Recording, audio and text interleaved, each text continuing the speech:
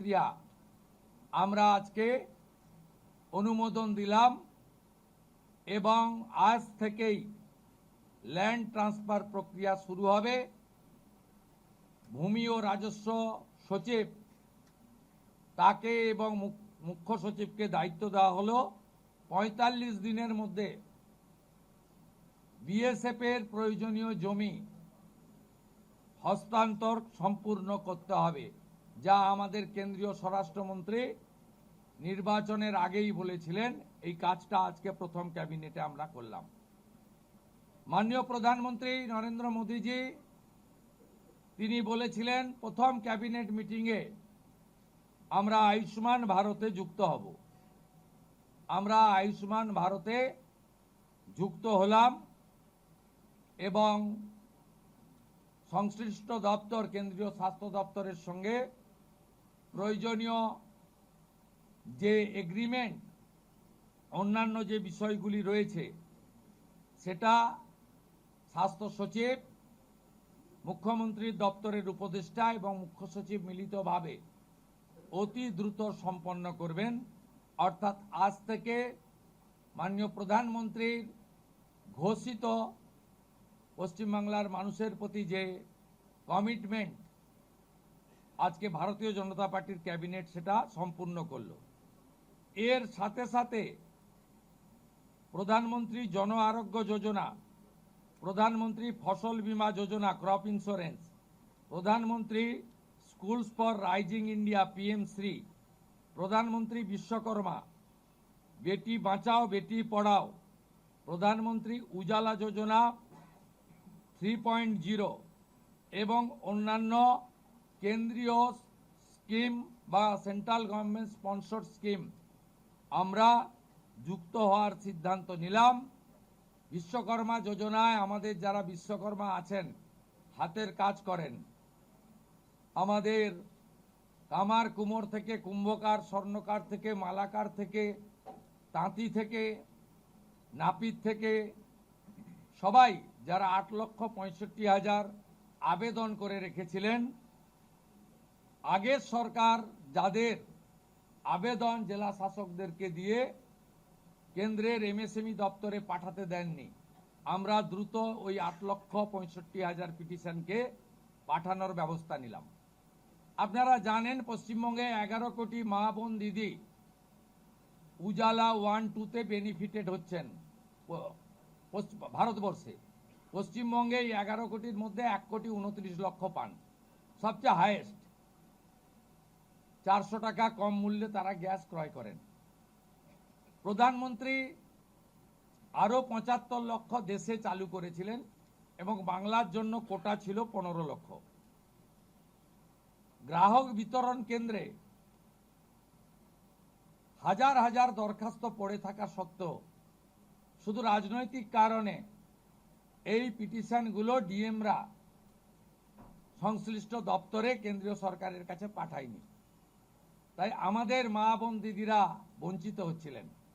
আমরা গ্রাহক বিতরণ কেন্দ্রে পড়ে থাকা সমস্ত পিটিশন অতি দ্রুততার সঙ্গে জেলা শাসকদের সংশ্লিষ্ট কেন্দ্রীয় পেট্রোলিয়াম ডিপার্টমেন্টে পাঠিয়ে দেওয়ার নির্দেশ দিলাম।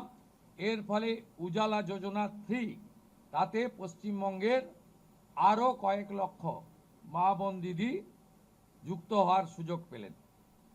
আমাদের পঞ্চম সিদ্ধান্ত, এতদিন পর্যন্ত পশ্চিমবঙ্গের national cadre is IPS, Paschimbanga cadre WBCS WBPS এদের কোনো কেন্দ্রীয় সরকারের ট্রেনিংয়ে কেউ যুক্ত হতেন না।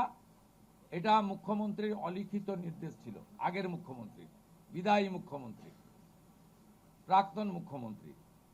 আমরা আজকে এই বিষয়ে চিফ সেক্রেটারিকে অন্য রাজ্যের যে নিয়ম আছে সেই নিয়ম ফলো করার জন্য আমরা তাকে এম্পাওয়ার করলাম, দায়িত্ব দিলাম। সাথে সাথে শুনলে অবাক হয়ে যাবেন, বিএনএস ভারতীয় ন্যায় সংহিতা, যা মাননীয় প্রধানমন্ত্রী নরেন্দ্র মোদীজির নেতৃত্বে কেন্দ্রীয় স্বরাষ্ট্রমন্ত্রী মাননীয় অমিত শাহজি পার্লামেন্টের দুটো কক্ষে অনেক আগে করেছেন, রাষ্ট্রপতি মহোদয় সই হয়েছে, রুল হয়ে গেছে। আমরা আশ্চর্য হয়ে গেছি যে এখানে বিএনএস কার্যকর করা হয়নি, অর্থাৎ অত্যন্ত অবৈধভাবে সংবিধানকে বৃদ্ধাঙ্গুষ্ঠ দেখিয়ে আগে সিআরপিসি আইপিসি চলছিল, আজ থেকে বিএনএস এ যুক্ত হলো পশ্চিমবঙ্গ সংবিধান মেনে। আগের সিআরপিসি আইপিসি এই আইন আর থাকলো না। ভারতীয় ন্যায় সংহিতাতে আমাদের আজ থেকে কাজ শুরু হলো। এরও ছাড়পত্র ক্যাবিনেটের প্রথম দিলেন।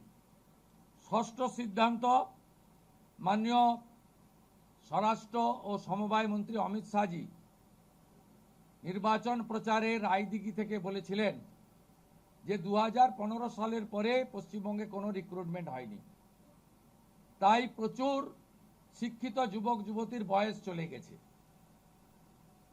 5 বছর এক্সটেনশন, মানে আবেদনের বয়সের ঊর্ধ্বসীমা ক্যাবিনেট মঞ্জুর করলো।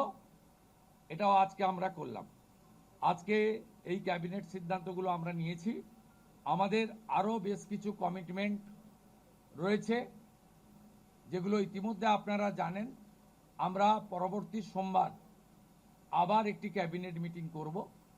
সেক্ষেত্রে আমাদের আরও আমাদের আরজিকর সহ নারী নির্যাতনের বিষয়ে, প্রাতিষ্ঠানিক দুর্নীতির বিষয়ে, পে কমিশনের বিষয়ে, এরিয়া ডি এর বিষয়ে, এই যে বিষয়গুলি আছে আমরা পরবর্তী ক্যাবিনেটে সেগুলো করব। কারণ আমরা আমাদের যে অফিসিয়াল কাজকর্ম দেখে আমাদের খুব বেশি সময় আমরা পাইনি। আজকে প্রথম কাজের দিন সরকার গঠন হওয়ার পরে আপাতত যে কাগজগুলো রেডি ছিল তার উপরে ক্যাবিনেট আমরা এই সিদ্ধান্তগুলো নিয়েছি, কার্যকর হবে। আপনাদের মধ্যে বাংলার গণদেবতা জনতা জনার্দনকে আমরা এটা জানালাম। আমাদের ক্যাবিনেটে মাননীয় মুখ্যমন্ত্রী প্রয়োজন হলে নিশ্চয়ই সাংবাদিকদের সঙ্গে কথাবার্তা বলবে, প্রশ্ন উত্তরেও অংশগ্রহণ করবে, কিন্তু সেটা প্রয়োজন ভিত্তিক। ক্যাবিনেট ব্রিফিং নেক্সট ক্যাবিনেট থেকে মাননীয় সিনিয়র মিনিস্টার দিলীপ ঘোষ এবং মাননীয় সেকেন্ড টাইম এমএলএ তথা মন্ত্রী অগ্নিমিত্রা পাল মহোদয় ব্রিফ করবেন। পরের সপ্তাহ থেকে দুজন মিলে করবে, একই পয়েন্টে করবে না, সেটা নিজেরা ফ্লোর কোঅর্ডিনেশন করে নেবে। না প্লিজ, আমি জনস্বার্থে একটি গুরুত্বপূর্ণ তথ্য দেব যে কিভাবে পশ্চিমবঙ্গের যে সরকারকে মানুষ রিজেক্ট করেছে, ক্ষতি করে দিয়ে গেছে। অনেক কিছু পাবেন পরপর।